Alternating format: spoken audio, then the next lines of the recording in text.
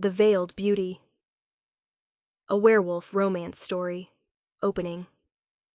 Hello, my beautiful dreamers. This is Luna, and welcome back to Luna's Romance Audiobooks, where curses can't hide true beauty, jealousy reveals true ugliness, and sometimes the monster is the one wearing a kind face. Tonight, I have a story that will grip you from the very first word. A tale of a girl who was once the most beautiful in the kingdom, a stepmother whose jealousy knew no bounds, and a curse so powerful it changed everything. But most of all, it's about an alpha king who saw past the curse to the truth beneath. Imagine being so beautiful that your own stepmother feared you, so lovely that she'd rather destroy you than risk being compared. Now imagine waking up one day cursed, your beauty twisted into something grotesque, your face hidden behind veils, your life reduced to shadows and whispers.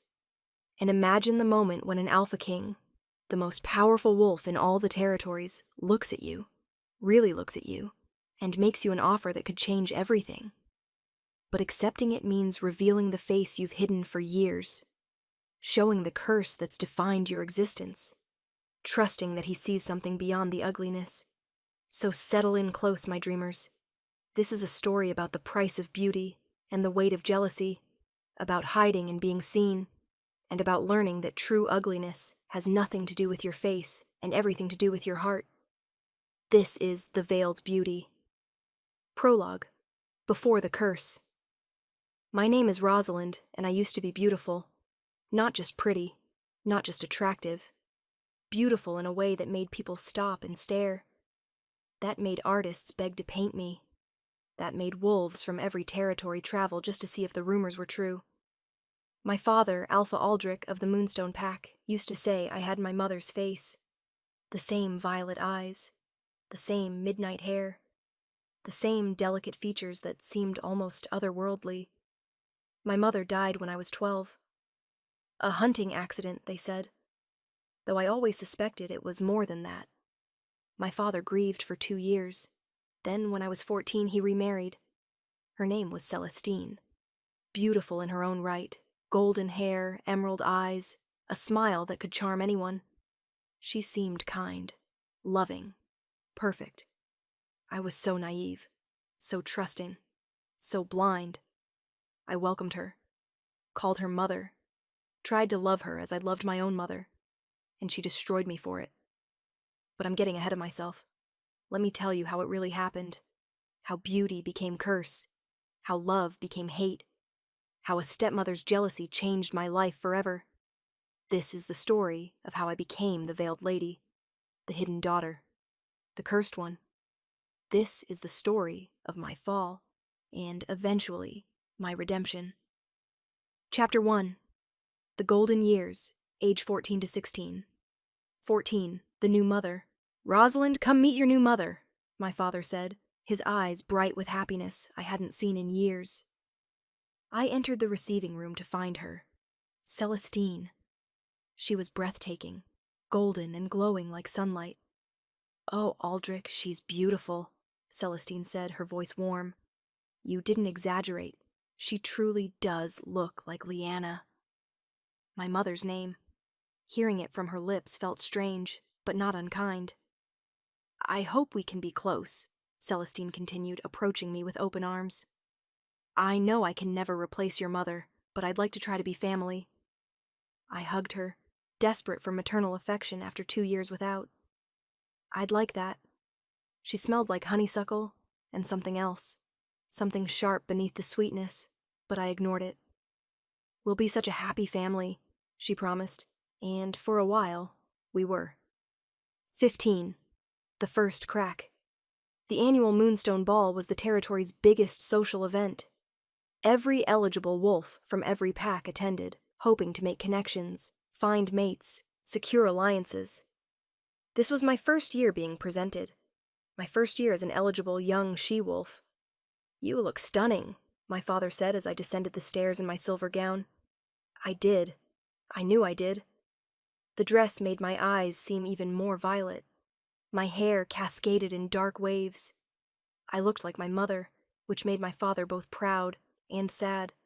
"Yes, stunning," Celestine echoed from behind him. but something in her voice was off. Tight. Strained. I ignored it. At the ball, I was surrounded immediately. Young alphas. Betas. Even a visiting prince from a neighboring territory. "May I have this dance? Your eyes are remarkable. I've heard about the Moonstone Alpha's daughter, but the rumors don't do you justice."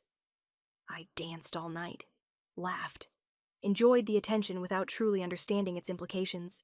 From across the room, I caught Celestine watching. Her emerald eyes were cold, her smile forced. "She seems angry," my friend Clara whispered. "Your stepmother? She's probably just tired." "No, she looks jealous." I laughed. "Jealous? Of what?" "Of you. Look around, Rosalind. Every eye in this room is on you. No one's even glancing at her." I looked. Clara was right. The attention that used to be shared was now all focused on me. She's the Luna. She doesn't need attention. Beautiful women always need attention, especially ones who used to have all of it. I dismissed Clara's concerns. Celestine was my stepmother. She loved me. Surely she wouldn't be jealous of her own stepdaughter. I was so wrong. 16. The escalation. By 16, my beauty had fully matured, and with it came unprecedented attention. Marriage proposals arrived weekly. Alphas from distant packs visited, seeking alliances through mating contracts. Artists begged to paint me. Poets wrote verses about my violet eyes. "The most beautiful she-wolf in 3 territories," they called me. A face that rivals the moon goddess herself. Ethereal, otherworldly, perfect. The attention was overwhelming, flattering, and, I now realize, dangerous. Because with each compliment I received, each proposal that arrived, each visiting alpha who stared, Celestine's resentment grew. "Another proposal," my father said happily one morning, holding up a letter. "From the Silverwood Pack. Their alpha is well respected. This is a good offer." "Aldrich, she's only 16, Celestine said. "Surely these proposals can wait." "In a few more years, she'll have her pick of the entire kingdom. Best to accept good offers while they're available." "Of course. Heaven forbid we wait. Heaven forbid anyone else gets attention." She said it under her breath, but I heard. We all heard. My father frowned. "Celestine?" "Nothing. I'm just tired. So many visitors. So much attention on Rosalind. It's exhausting." She left the room, her composure cracking. That night I heard them arguing. My father's voice defending me. Celestine's voice growing shrill. "She's stealing everything. Every eye, every compliment, every bit of respect that should be mine. She's my daughter. And what am I? Just the replacement? The second choice? The one you married when you couldn't have Leanna anymore? That's not fair. None of this is fair. She looks just like Leanna. Perfect, beautiful Leanna. And I'm just, she was crying. Real sobs. I felt guilty, like my existence was causing her pain. I should have felt alarmed instead. 16. The portrait. The turning point came when a renowned artist, Master Theron, visited our pack. "I've come to paint the famous Rosalind," he announced. "Her beauty must be captured for posterity." My father was delighted. "Of course, it would be an honor." Celestine's face went pale. Perhaps he could paint both of us. "A family portrait?" "I specialize in individual portraits," Master Theron said dismissively. "And I'm only here for one subject. The girl who's been described as the most beautiful creature in the known world." Something died in Celestine's eyes that day. The portrait took weeks. Master Theron painted me in the garden, sunlight filtering through trees, my violet eyes gazing toward something only I could see. "Magnificent," he declared when finished. "This will be my masterpiece, the portrait that defines my legacy." The unveiling was a grand event. Wolves from all over came to see, and they gasped, because the portrait was stunning. It captured not just my features, but something ethereal, something that made me look almost like a goddess. "It's perfect," someone whispered. She's perfect, another agreed. I stood beside the portrait, uncomfortable with the comparisons, the attention, the near worship. And across the room, Celestine stood alone, unnoticed, forgotten. Her emerald eyes locked on mine, and in them I saw something that terrified me. Pure, undiluted hatred. Chapter 2. The Descent into Jealousy. Celestine's Perspective. I need you to understand something. I need you to understand how it felt. I was beautiful once. Perhaps not as beautiful as Leanna, Aldrich's perfect, dead first wife, but beautiful enough. Men desired me. Women envied me. I was admired, wanted, valued. Then I married Aldrich, became Luna of the Moonstone Pack, and for 2 years I was happy. I had status, respect, a position that mattered. Then Rosalind grew up, and suddenly I was invisible. Every compliment she received was one stolen from me. Every admiring glance was attention I'd lost. Every proposal she got reminded me that I'd had to settle for being second choice to a dead woman. She looked exactly like Leanna. Same coloring, same delicate features, same violet eyes that made grown alphas stammer. And I looked like the replacement, the substitute, the one Aldrich chose because he couldn't have what he really wanted. Do you know what that does to a woman? Being constantly compared to a ghost? Being constantly reminded you're not quite good enough? I tried to fight it, tried to be kind, tried to love her as I'd promised. But every time someone said, "She looks just like her mother," I died a little inside. Every time Aldrich looked at her with pride and love, I wondered if he wished I was Leanna instead. Every time someone called her beautiful, I heard the unspoken comparison, "More beautiful than you."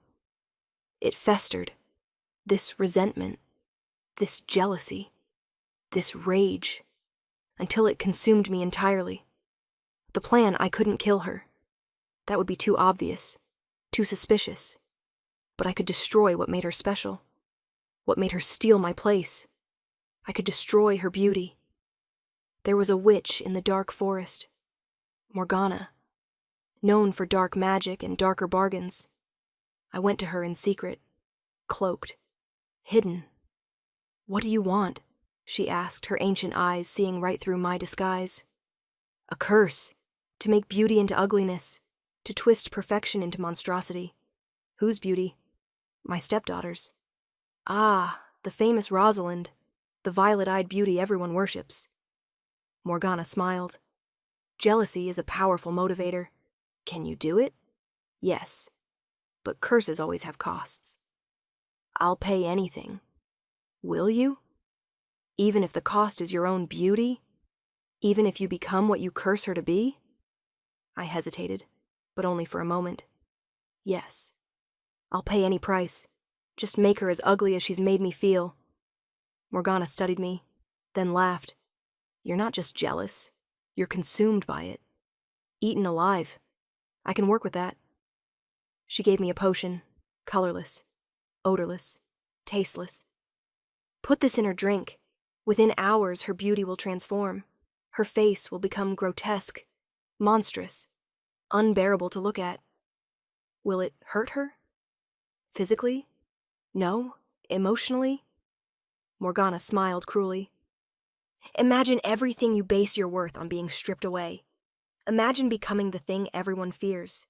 Yes, child, it will destroy her." "Perfect. One more thing," Morgana added. "This curse is tied to your jealousy. As long as you hate her, she remains cursed. If you ever forgive her, love her, accept her, the curse breaks." "I'll never forgive her. She stole my life." "Then the curse will last forever. How delightfully tragic." I took the potion, returned home, and waited for the perfect moment. The poisoning. It came 3 days later. A small dinner party. Just family and a few close friends. Rosalind was radiant as always.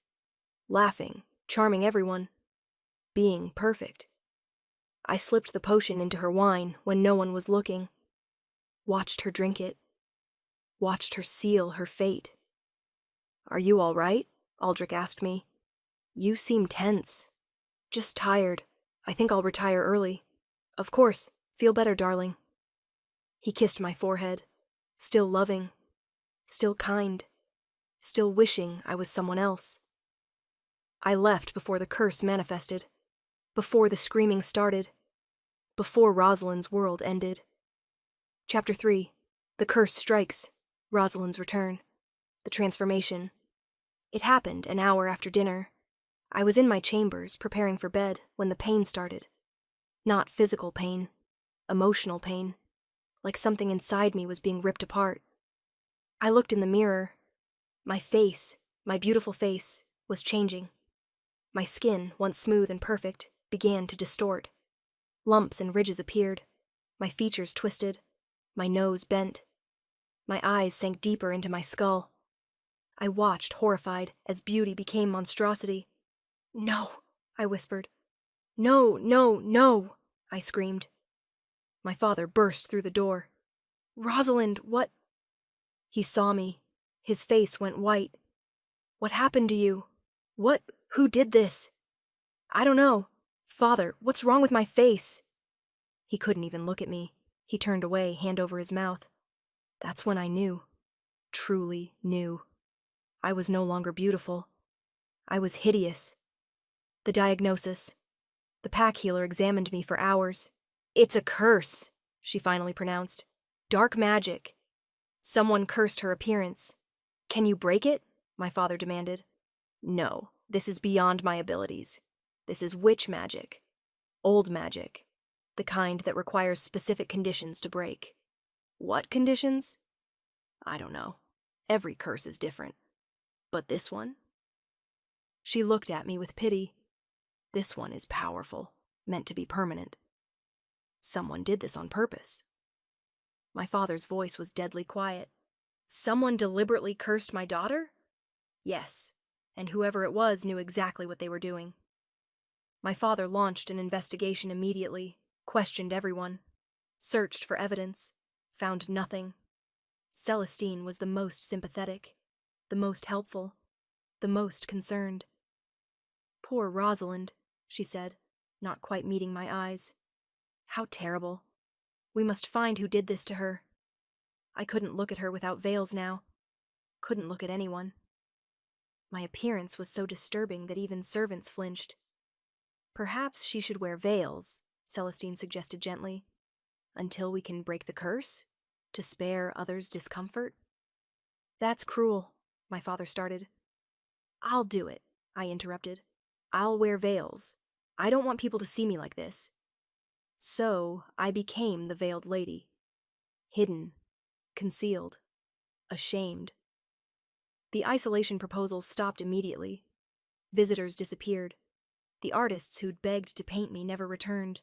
I went from being the most desired she-wolf in 3 territories to being someone people avoided. "It's so sad about the Alpha's daughter," I'd hear them whisper.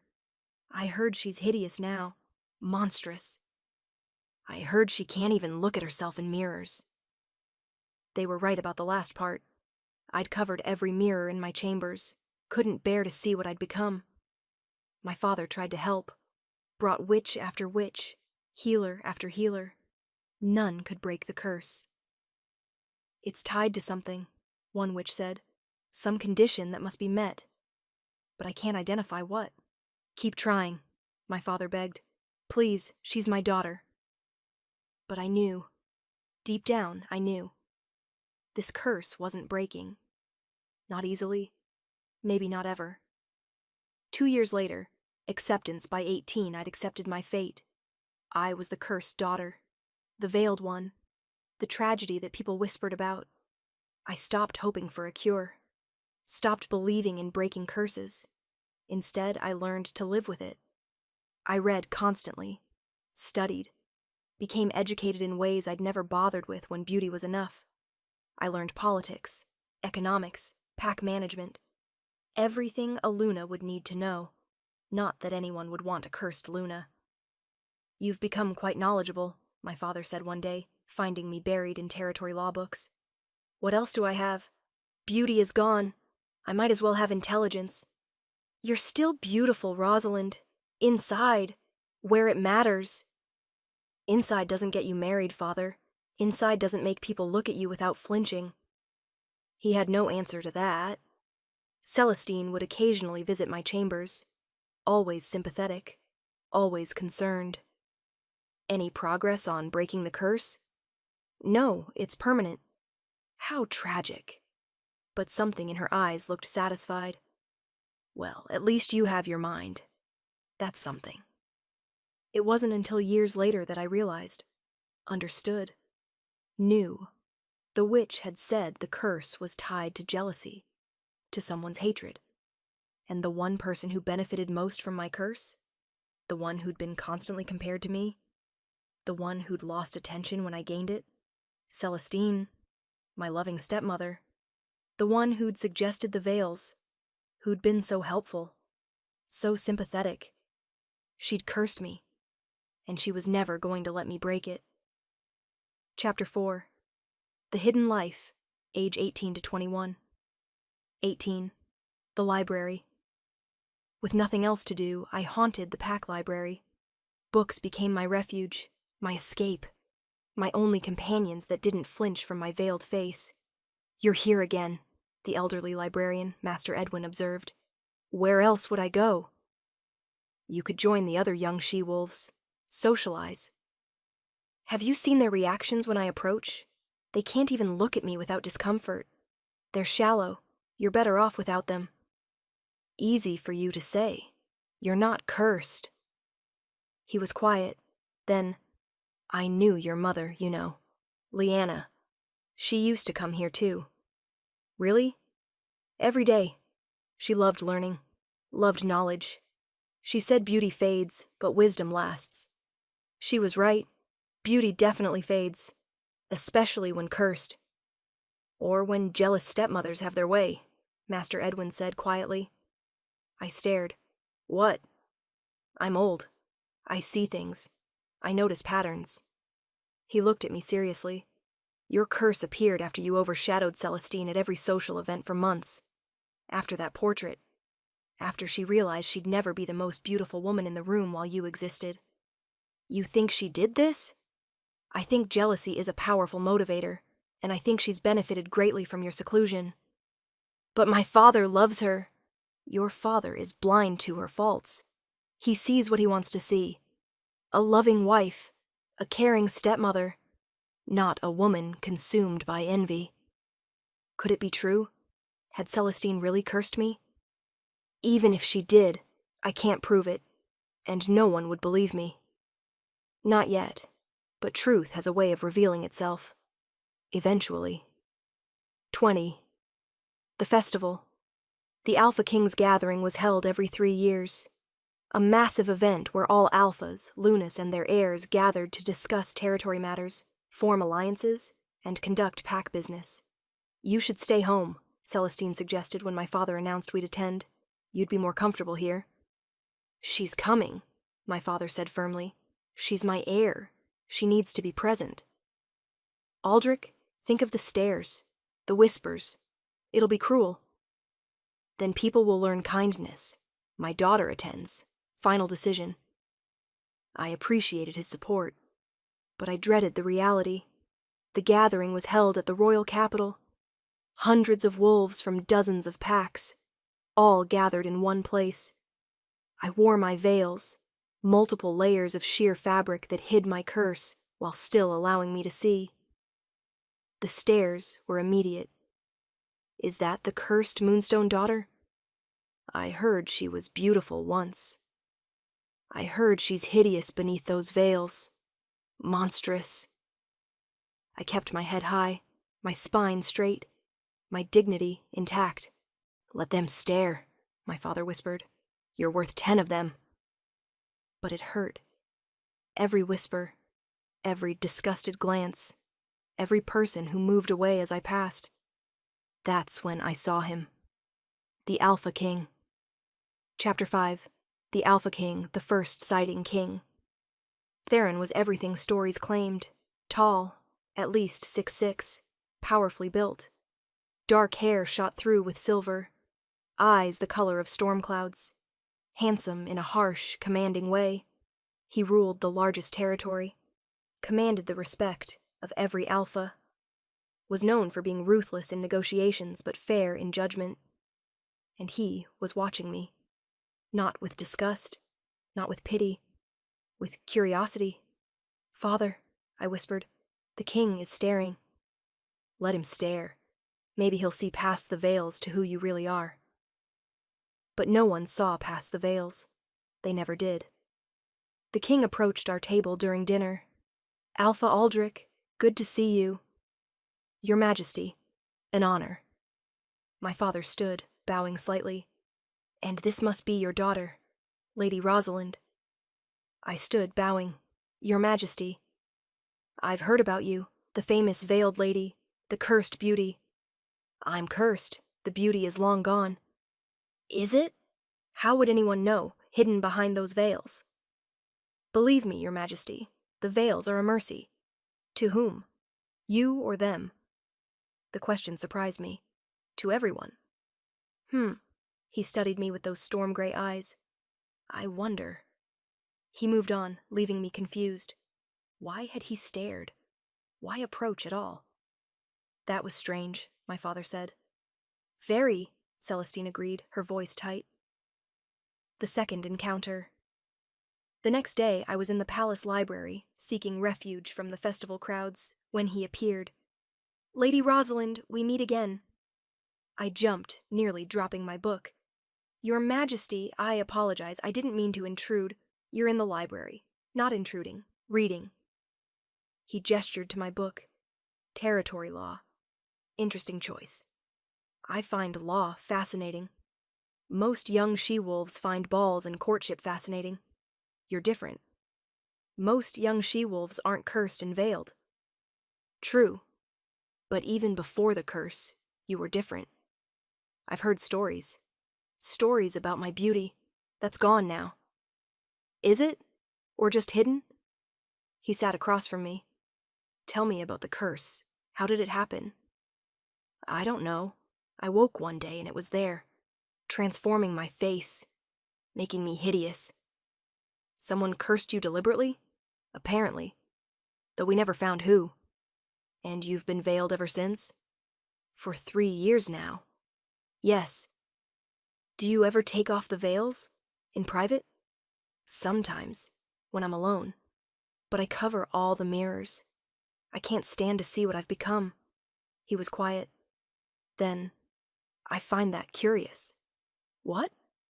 "That you judge yourself so harshly. That you hide from even yourself." "Have you ever been cursed, Your Majesty? Had everything you valued stripped away?" "No. But I've lost things. People. Parts of myself." His eyes held mine. Loss doesn't always come from curses. Sometimes it comes from choices, from circumstances, from life. This isn't life. This is punishment. For what crime? For being beautiful, for overshadowing the wrong person, for existing in a way that made someone jealous enough to destroy me. Then the crime was theirs, not yours. The kindness in his voice surprised me, made my eyes sting with unshed tears. "Your Majesty, why are you talking to me? I'm cursed, veiled. No one wants to be near me. I'm not no one. I'm the Alpha King. I do as I please." He stood. "And I find you fascinating, Lady Rosalind, curse and all." He left before I could respond. The proposal. On the final day of the gathering, a summons came. The Alpha King requests Lady Rosalind's presence in the throne room. Immediately. My father looked alarmed. "Why? What does he want?" "I don't know, but we can't refuse a royal summons." We went together, my father and I. Celestine stayed behind, claiming a headache. The throne room was massive, imposing. The king sat on his throne, looking every inch the ruler he was. "Alpha Aldrich, Lady Rosalind, thank you for coming." "Of course, Your Majesty. How can we serve?" "I have a proposition for Lady Rosalind specifically." His storm-gray eyes found mine. "I need a consort." Silence. complete, shocked silence. "I'm sorry," my father finally managed. "A consort, not a mate. I'm not interested in bonding, but I need someone intelligent, educated, capable of handling royal duties. Someone who won't be distracted by court politics or social climbing." "And you want—" My father couldn't even finish. "Your daughter." "Yes." The king looked at me.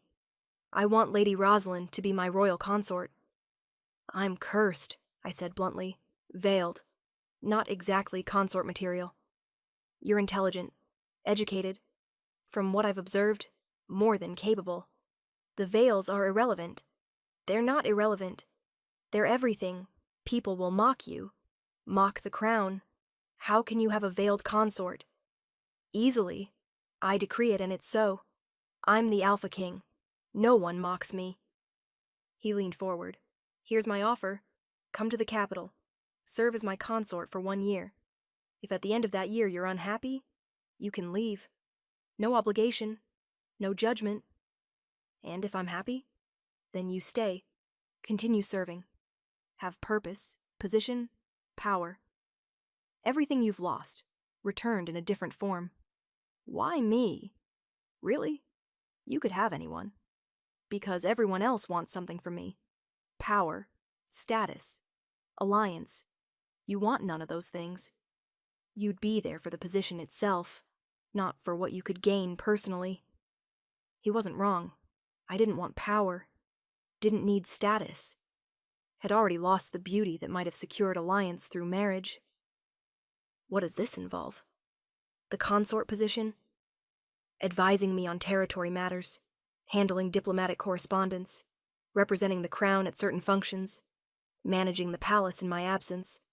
Essentially, being my partner in ruling without the mating bond.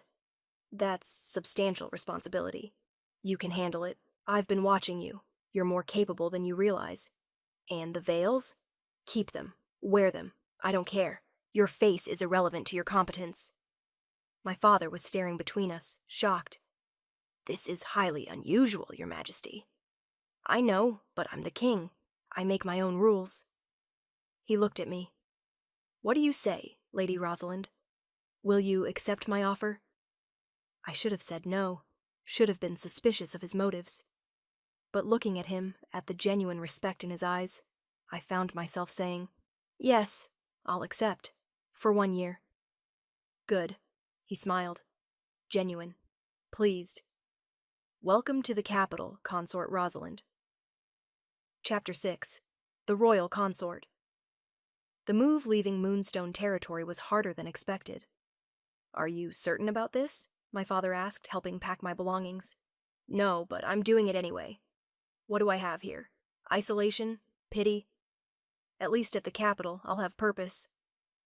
"I'll miss you." "I'll miss you too." I hugged him tightly. "Thank you for never giving up on me, for still seeing me as your daughter, curse and all. You've always been my daughter. Always will be." Celestine's goodbye was far less emotional. "Good luck at the capital," she said, her smile not quite reaching her eyes. "I'm sure you'll do. Fine. Thank you for your support, Mother."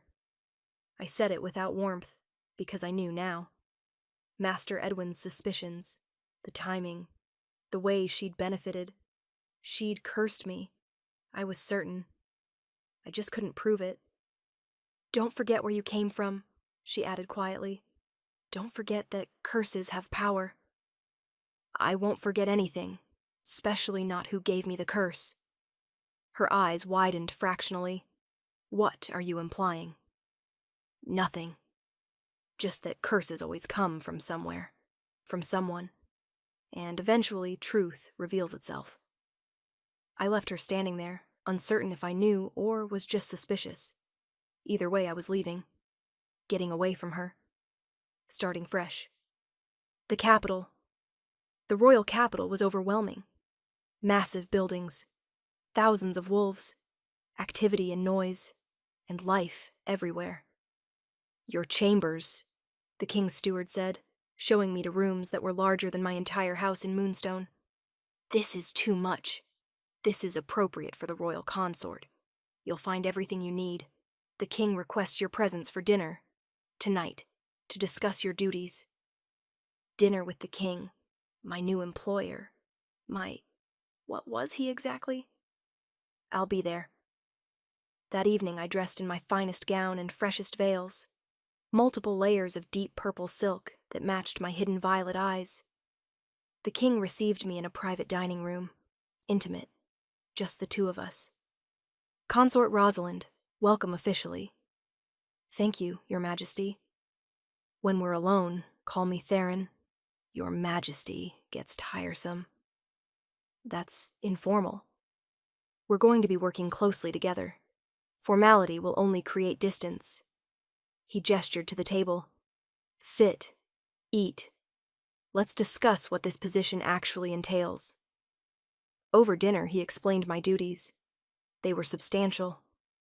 You'll handle diplomatic correspondence. I receive hundreds of letters weekly. You'll sort, prioritize, and draft responses. That's significant trust. You're intelligent, educated. I trust your judgment. You barely know me. I know enough. You're honest, direct, not interested in court politics or manipulation. That's rare and valuable. He continued outlining duties, managing palace staff, representing the crown at minor functions, advising on territory disputes. This is essentially Aluna's role without the mating bond, I observed. Exactly. I need someone capable. You fit that description. Why not just take a mate? Because mating is permanent, binding. I tried it once. She died. I won't risk that pain again. His voice was flat. A consort can leave, mates can't. I'm sorry. About your mate. Ancient history. 5 years past. He changed the subject. Your father said you studied territory law. How much do you know? Quite a bit. I had time to read. A lot of time. Good. I'll give you case files to review. Get your input on disputed territories. You're trusting me with sensitive information. Yes, because you have nothing to gain by betraying me. You're cursed, veiled, no political ambitions, no hidden agenda. That makes you the most trustworthy person in the capital. His logic was sound, and surprisingly touching. I'll do my best not to disappoint. You won't. I'm certain of it. The first week, my duties began immediately. Correspondence first. Mountains of it. Requests for audiences. Complaints about territory lines. Appeals for royal intervention in pact disputes. Sort these by priority, Theron instructed. Handle what you can. Flag what needs my attention. I worked from dawn to evening, reading, analyzing, drafting responses. It was exhausting, challenging, and deeply satisfying. For the first time in 3 years, I had purpose beyond hiding. You're efficient, Theron observed at the end of the week. You've processed more in 5 days than my previous assistant did in a month. I'm motivated. This beats sitting in a tower feeling sorry for myself. You did that? Felt sorry for yourself? For about 2 years. Then I got angry instead. Anger is more productive. He laughed. Genuine. Pleased. I knew I chose well. By the end of the first month, I'd established a routine. Mornings, correspondence and case reviews. Afternoons, palace management and staff meetings. Evenings, dinner with Theron, discussing the day's work.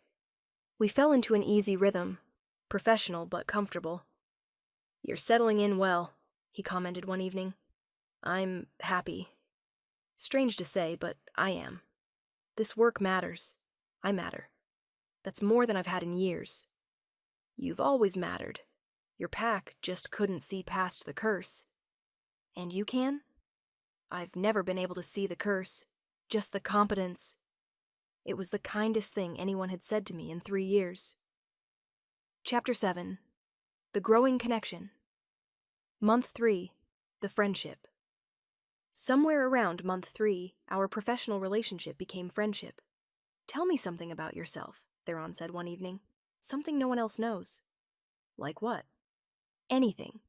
I want to know you beyond the work. Why? Because you're interesting. and I'm curious. So I told him about my mother, about growing up beautiful and naive, about not understanding how that beauty made me a target. You blame yourself for the curse? Sometimes. If I'd been less beautiful, less noticed, maybe no one would have bothered cursing me. Or maybe someone was just cruel and jealous. Their actions aren't your fault. Logically, I know that. Emotionally, I stopped. It's hard not to feel responsible for your own downfall. It wasn't your downfall. It was theirs. They fell into jealousy, into cruelty. You just survived it. Month 5. The question, "Why won't you show me your face?" Theron asked one evening. The question came out of nowhere. We'd been discussing a territory dispute. Then suddenly, that, what? Your face. Under the veils. Why won't you show me? Because it's hideous. Because you'll be disgusted. Because I can't bear to see your expression change from respect to revulsion. You assume I'd be disgusted. Everyone is. Everyone who's seen it. Maybe I'm not everyone. He leaned forward. I've spent 5 months working with you, learning who you are. Your appearance is irrelevant to that. It's not irrelevant. It's everything. It's why I'm here instead of home. Why I'm a consort instead of a mate. Why I'll never have what normal she-wolves have. And yet you're more valuable as a consort than most she-wolves are as mates. What does that tell you? That you value competence over appearance? That I value you, exactly as you are. Curse and all. The words hit me like a physical blow. He valued me. Not my former beauty. Not what I could have been, but who I actually was. I'm not ready, I said quietly, to show you. Maybe never. That's fine. I'm patient. Whenever you're ready, if you're ever ready, I'll be here. Month 7, the realization. I was falling for him. Slowly, steadily, completely. Every evening conversation, every shared joke, every moment of genuine connection. He saw me. Really saw me. Not the curse. Not the veils. Just me. And I'd never felt more seen in my entire life. You're smiling, the palace healer Anna observed one day. Under those veils. I can tell. Am I? You are. The king makes you happy. He's my employer. He's more than that. Everyone can see it. The way he watches you. The way he seeks your opinion on everything. The way he lights up when you enter a room. That's professional respect. That's affection, possibly love. And you feel it too. I can tell. Did I love him? Maybe. Probably. Yes. But what could I do about it? I was cursed. Veiled. Not exactly mate material. Month 9. The confession.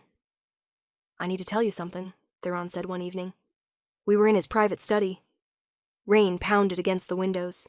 The fire crackled. What? I've come to care for you, deeply. Beyond professional respect. Beyond friendship. His storm-gray eyes held mine. I'm in love with you, Rosalind. My breath stopped. What?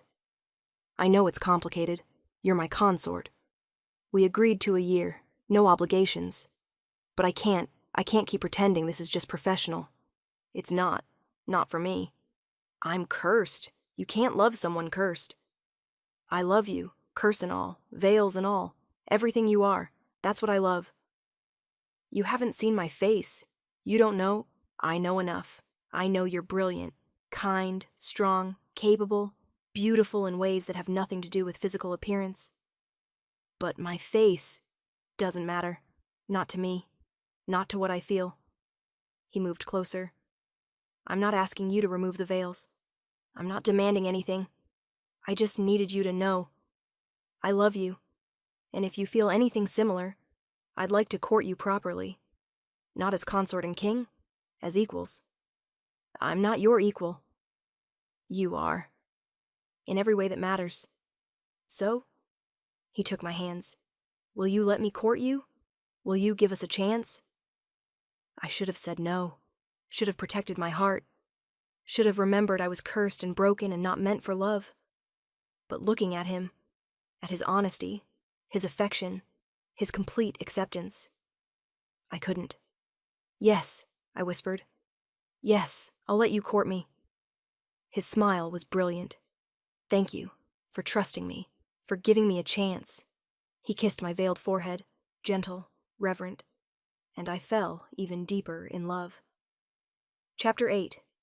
The Courtship Month 10. The Dates. Theron courted me with the same intensity he applied to ruling. Private dinners became romantic instead of professional. He brought me flowers, wrote me notes, found excuses to touch my hand, my arm, my veiled cheek. You're very affectionate for a king, I observed. I'm very in love with my consort, he corrected. There's a difference. We took walks in the palace gardens, rode horses through the royal forests, spent evenings by the fire, talking about everything and nothing. Tell me about your mate, I said one evening, the one who died. Her name was Elena. We mated young, bonded young. She was gentle, kind, loving. How did she die? Childbirth. The baby didn't survive either. Twins. Boys. His voice was hollow. I lost all 3 in one night. I'm so sorry. It's why I don't want the mate bond again. Can't risk that pain. But courtship, partnership, love without the bond. He looked at me. That I can do. That I want. With you. Even though I'm cursed? You keep saying that like it matters. It doesn't. Not to me. Month 11. The pressure. You should show him your face, Anna said one day. Why? Because he loves you, deserves to see who he loves. He'll be disgusted, or he won't be. You won't know until you try. I can't risk it. Can't risk seeing his expression change. Can't risk losing what we have. You're going to have to eventually. If you marry him, and I think you will, you can't stay veiled forever. Who says I'm marrying him? The way you look at each other says. The way he talks about your future says. The way he's already planning the wedding says. He's planning our wedding? You didn't know?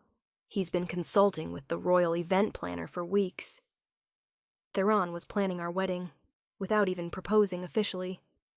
That night I confronted him. Anna says you're planning our wedding. Ah, I was hoping to surprise you. He didn't look embarrassed. Yes, I'm planning it, because I intend to ask you to marry me. Soon. You're very confident I'll say yes. Am I wrong?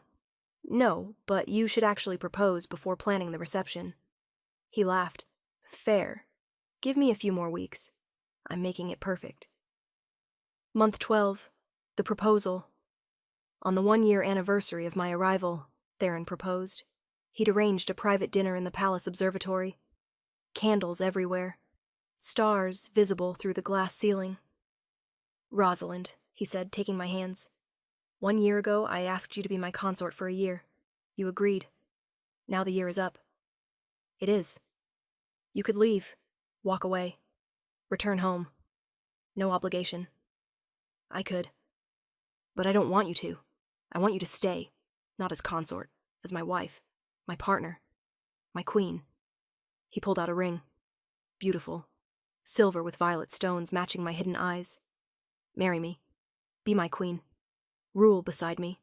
Love me as I love you. I'm cursed. I know, don't care. Marry me anyway. I'm veiled.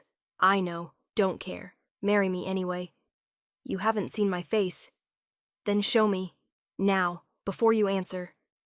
Let me see what you think will change my mind. Let me prove it won't. My hands trembled. If I show you and you're disgusted, it'll break me. You understand that? I understand.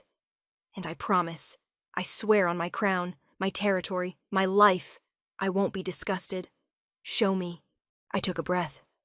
Then slowly, carefully, I lifted the veils, revealed my curse for the first time in a year, waited for his reaction.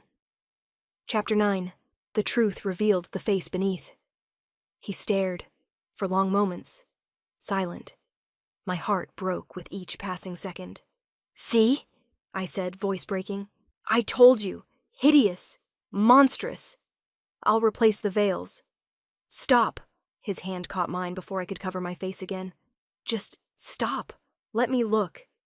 Why? So you can catalog every grotesque detail? So I can understand something. What? You're not hideous. I laughed bitterly. Don't lie to spare my feelings. I'm not lying. You're not hideous.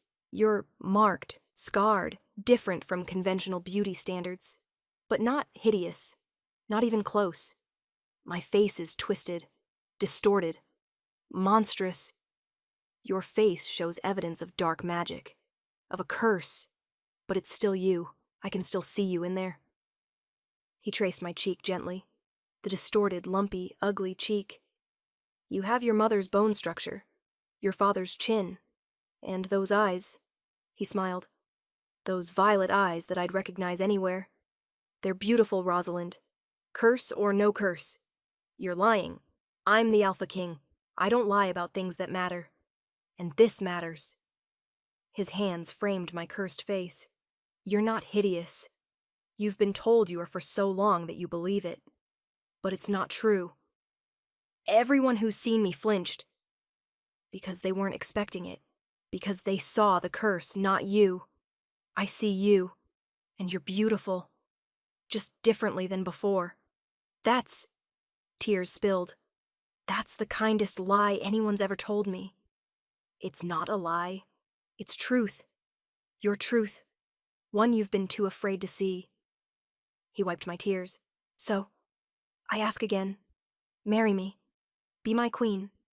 Let me spend every day proving that you're beautiful exactly as you are. You really mean it? You really want to marry me? Curse and all? I really want to marry you, curse and all. Now and always. His smile was gentle. So what do you say? Will you be my queen? Through tears and disbelief and hope, I managed. Yes. Yes, I'll marry you. He kissed me then. Really kissed me. For the first time. On my cursed lips. With tenderness and love and complete acceptance. When we parted, he was smiling. There. That wasn't so terrible, was it? You kissed me. Willingly. While looking at my cursed face? Of course I did. You're the woman I love? Why wouldn't I kiss you? Because I'm... beautiful? Extraordinary. Mine. He slipped the ring onto my finger. Now and always. My queen. My love. My Rosalind. The aftermath word spread quickly through the palace. The king was marrying the veiled consort. Reactions were mixed. He's marrying her? The cursed one? Love must truly be blind. Or he sees something we don't. I expected the whispers, expected the judgment. What I didn't expect was the support. I'm happy for you, Anna said, hugging me. You deserve this. Deserve him. Deserve love. Even cursed? Especially cursed. The curse doesn't define you. He knows that. Soon, everyone else will too. The wedding was planned for 2 months away. Time to send invitations, arrange the ceremony, prepare. Will you wear the veils? Theron asked one day. Do you want me to? I want you comfortable.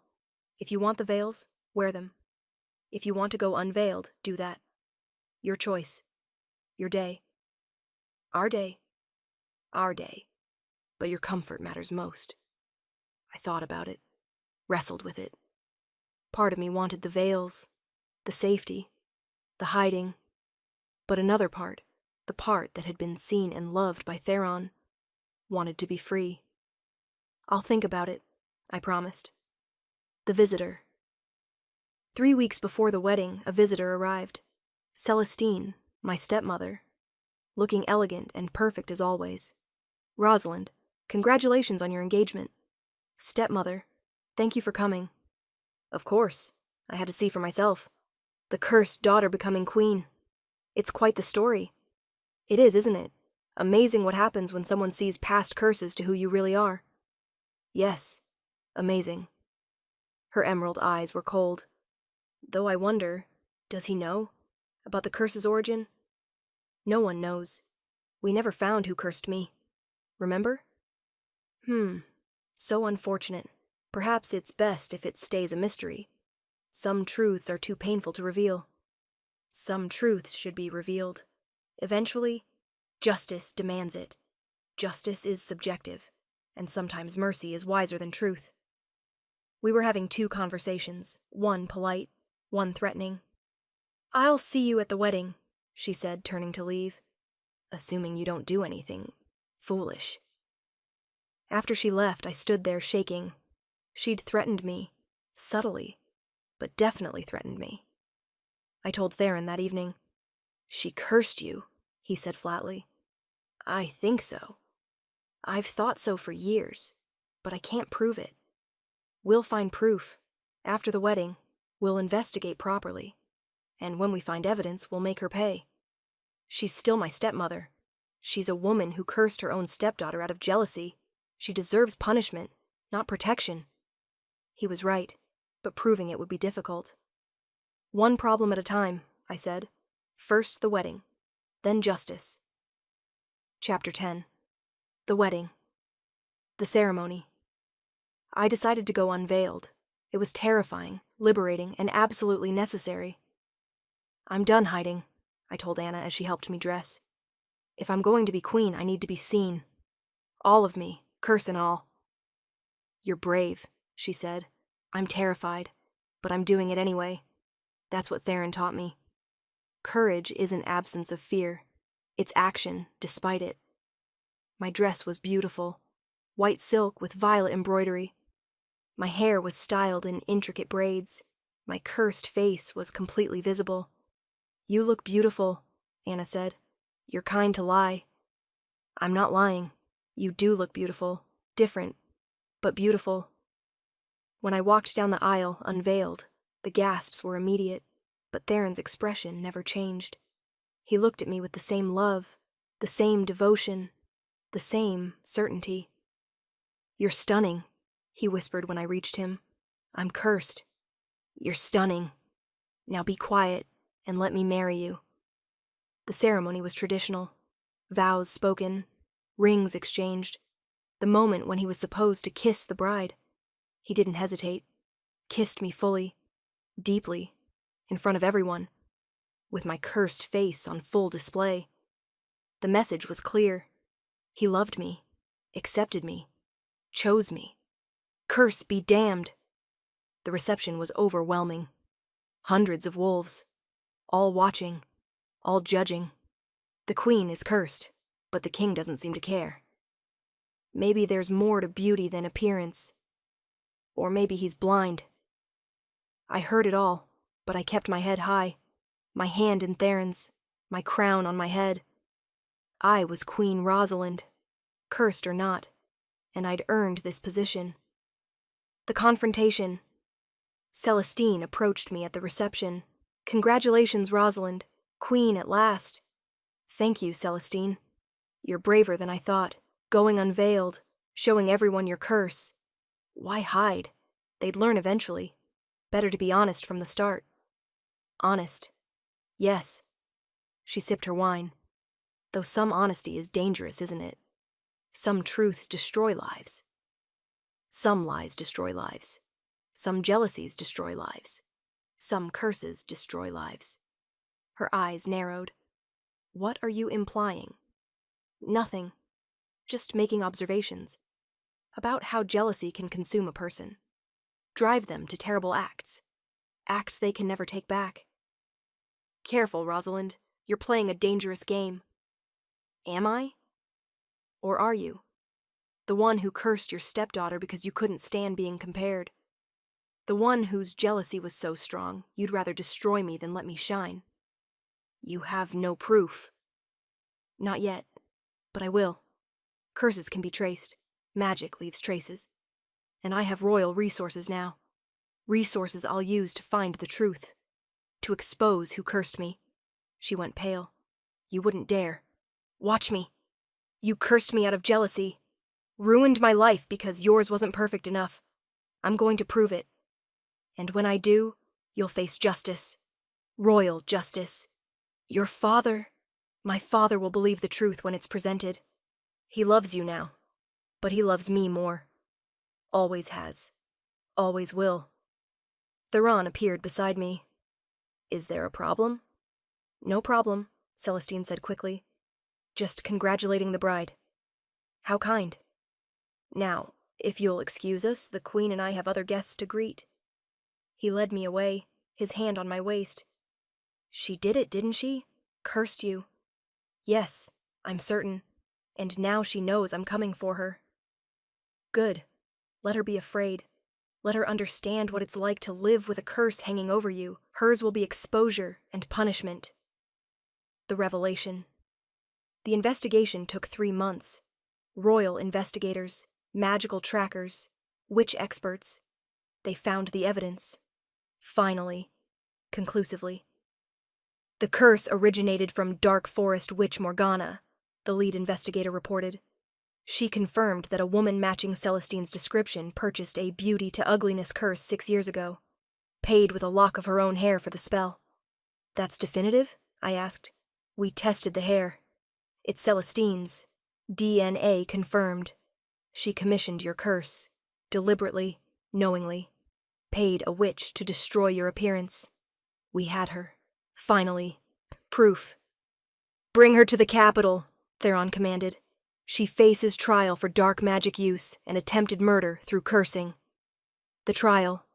Celestine arrived in chains, defiant, proud, unrepentant. You can't prove anything, she spat. We have the witch's testimony, your hair, the timeline, everything matches. Theron's voice was cold. You cursed your stepdaughter out of jealousy, ruined her life because yours wasn't perfect enough. How do you plead? Not guilty. This is a travesty. This is justice. You committed a crime. You face consequences. The trial lasted 1 day. The evidence was overwhelming. The verdict, guilty. The sentence, exile to the border territories, stripped of Luna status, marked as a dark magic user, banned from ever returning to Moonstone or the capital. My father was there, watching, as his wife was sentenced. I'm sorry, he said to me afterward. I was blind. I didn't see what she was, what she'd done. You loved her, love blind sometimes. She destroyed you out of jealousy. My daughter. How can I ever forgive myself? You didn't do it. She did. You're not responsible for her crimes. But I could see the guilt in his eyes, the knowledge that he'd married the woman who'd cursed his child. Epilogue, 5 years later. The curse broke on the day Celestine was exiled. Not gradually, not slowly, instantly. The moment she crossed the border, the moment her magic left the territory, my face changed. The distortions faded, the lumps smoothed, the twisted features realigned. Rosalind? Anna gasped, seeing it first. Your face! I ran to a mirror. Looked. Really looked. My face was back. Not exactly as it had been. I'd aged. 5 years as queen had added maturity, lines of character. But the curse was gone. I was beautiful again. Just differently. Older. Wiser. Marked by experience. Theron, I called, finding him in his study. Look, the curse is broken. He looked up, saw my healed face, and smiled. Beautiful. My face is back. The curse broke when Celestine was exiled. The witch said it was tied to her jealousy. When she was removed from proximity, it broke. That's wonderful. He came around the desk, pulled me close. I'm happy for you, if this is what you wanted. You're not surprised? I'm pleased. But not surprised. You've always been beautiful. Now others will see it too. You really don't care, do you? Cursed or not cursed? I fell in love with the cursed version. This is just a bonus. He kissed me. You're beautiful to me either way. Always have been. Always will be. Even when I'm old and actually ugly, especially then, I'll love you when you're 90 and wrinkled and gray. I'll love you when you've lost your teeth and can barely see. I'll love you no matter what, because I love you. Not your face. You. That's the most romantic thing you've ever said. Good. Because it's true. Later that day, looking in the mirror again, I realized something. The curse had changed me, made me stronger, wiser, more compassionate. I'd learned that beauty was temporary, that kindness mattered more than appearance, that true love saw past physical features to the soul beneath.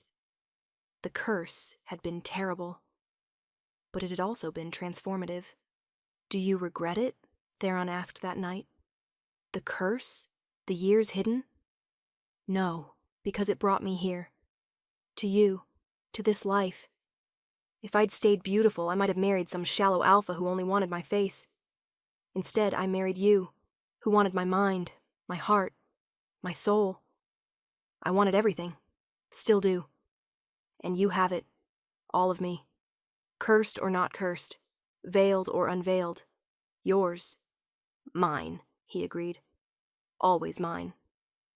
5 years later, sitting in the royal nursery with our twin daughters playing at our feet, I reflected on the journey. From cursed to queen.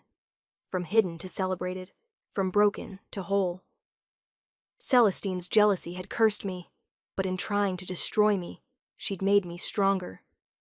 Given me a journey that led to true love.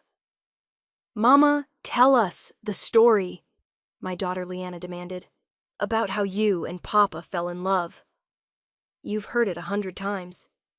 Tell us again." So I did. The story of the curse, the veils, the Alpha King who saw past everything to who I really was. "And they lived happily ever after," Leanna concluded. "Yes," I agreed. "We did. We do. We will."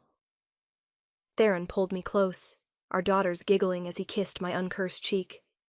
"Happily ever after," he confirmed. "Curse and all, though preferably without the curse."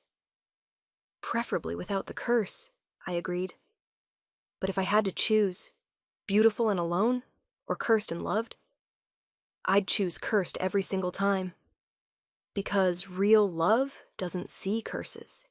It sees souls. It sees truth. It sees beauty in places most people never think to look. And that kind of love, that's worth every curse, every veil, every hidden year. That's worth everything. Closing. And there you have it, my beautiful dreamers. The story of Rosalind and Theron, proof that jealousy reveals true ugliness, curses can't hide true beauty, and love sees souls, not faces. Did this story move you? Did you feel Rosalind's pain under the curse?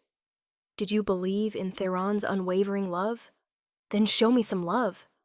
Hit that like button, drop a comment telling me what you think about stepmother Celestine's fate, and subscribe to Luna's romance audiobooks, so you never miss another tale of curses broken and love triumphant. I want to know, would you have unveiled yourself at the wedding? Would you have confronted your stepmother? Would you have believed in love that sees past curses? Tell me in the comments. And speaking of seeing past appearances, our next story is going to absolutely captivate you. It's called The Scarred Alpha's Sanctuary, and it follows a she-wolf who's taken a position as healer in a remote mountain pack, only to discover their alpha is horribly scarred and refuses to be seen. He's built walls around himself that no one can penetrate.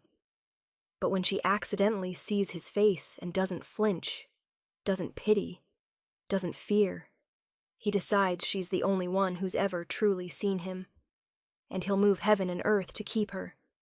Until next time, my dreamers, may your curses break, your jealous enemies face justice, and your love see past every veil to the truth beneath. This is Luna, signing off. Sweet dreams, beautiful souls.